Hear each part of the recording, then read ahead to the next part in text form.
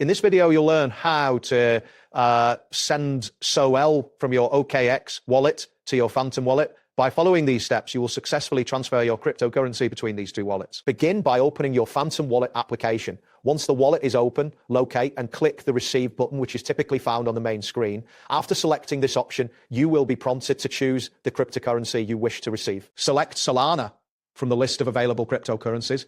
After making your selection, the wallet will display your Solana address. Take a moment to copy this address to your clipboard as you will need it for the next steps. Once you have copied the address, you can close the Phantom wallet application. Next, navigate to your OKX wallet.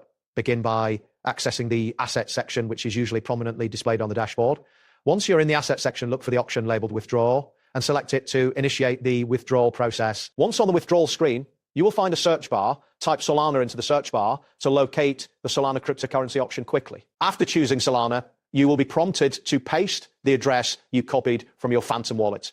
Ensure that you paste the address accurately to avoid any issues with the transfer. Below the address field, you will need to specify the network name, enter Solana to indicate the correct network for the transaction. Following this, input the amount of SOL you wish to withdraw. Before proceeding, double check the amount and ensure that your available balance covers the withdrawal, considering any potential fees. Once you have entered all the necessary details, complete the two-factor authentication verification to enhance the security of your transaction.